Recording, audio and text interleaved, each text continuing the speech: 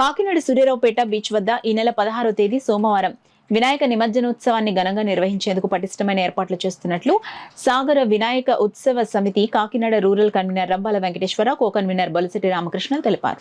Kakinada rural మండలం వలసపాకల గ్రామం Gangaraju Nagar number 3లో గల కాకినాడ రూరల్ సాగర వినాయక ఉత్సవ సమితి కన్వీనర్ రంబాల వెంకటేశ్వరరావు నివాసంలో మీడియా సమావేశం నిర్వహించారు.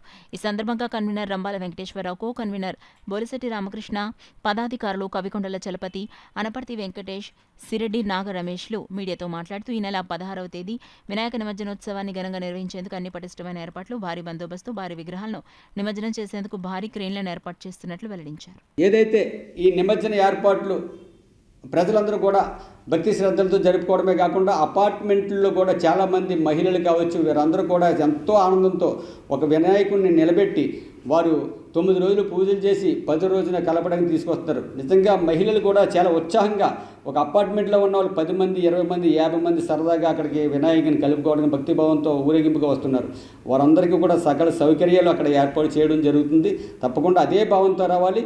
ఎక్కువ సంఖ్యలో మట్టి విగ్రహాలని మాత్రమే మనం చేసి మట్టి విగ్రహాలని పూజ సైజు ఎంతని కాదు, మనకి దేవుడు ఎంత సైజు ఉన్నా కానీ మనకి అనుగ్రహిస్తాడు.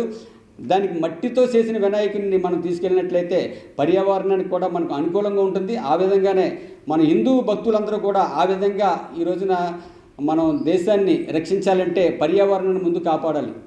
ఆ పర్యావరణం కాపాడాలంటే ముందు మట్టి వినాయకుడిని మనం తయారు చేసుకునే దానికి ఎక్కువ కృషి చేయాలని చెప్పేసి ఈ సందర్భంగా తెలియజేసుకుంటూ, పెద్ద పెద్ద విగ్రహాలు ఎటువంటి విగ్రహాలు వచ్చినా ఎంత పెద్ద సైజు వచ్చినా కానీ బీచ్లో మాత్రం పూర్తి ఏర్పాట్లు చేస్తున్నామని చెప్పేసి ఈ సందర్భంగా తెలియజేసుకుంటూ, ప్రతి సంవత్సరం కూడా మేము మట్టి విగ్రహాలు నిలబెట్టడానికి మా యొక్క కృషి చేస్తున్నాం. మా యొక్క కృషి అలాగే కూడా ఇప్పుడు కూడా డిప్యూటీ సీఎం గారు చెప్పిన దానికి అనుసరించి ప్రజలందరూ కూడా ఎక్కువగా మట్టి విగ్రహాలను ఉపయోగిస్తారని కోరుకుంటున్నాం. అలాగే ఏదైతే సింగిల్ విండో విధానం ఏదైతే ఉందో దాన్ని మాత్రం ఫాలో అయ్యి ఎటువంటి ఇబ్బందులు లేకుండా చూసుకోవాలని, అలాగే భక్తి శ్రద్ధలు సాంప్రదాయాలతో పూర్తిగా నిండు హిందూ బంధువులారా అందరూ కూడా పూర్తిగా ఊరేగింపుగా వచ్చేటప్పుడు కూడా డీజేలు తగ్గించుకుని ఎక్కువగా సాంప్రదాయ పద్ధతమైన విధానంలోనే చేసి మరింత ఉత్సాహంతో పండుగ జరుపుకోవాలని తెలియజేస్తూ, అలాగే ఎమ్మెల్యే గారు అలాగైతే ఎంపీ గారిని కూడా కలవడం జరిగింది. ఈ పంతో నానాజీ గారు, అలాగే కాకినాడ సిటీ ఎమ్మెల్యే కొండబాబు గారు, అలాగే తంగెళ్ళ ఉదయ శ్రీనివాస గారిని కూడా మేము కలిసి చెప్పడం జరిగింది. వాళ్ళు కూడా చాలా సంతోషం వ్యక్తం చేశారు.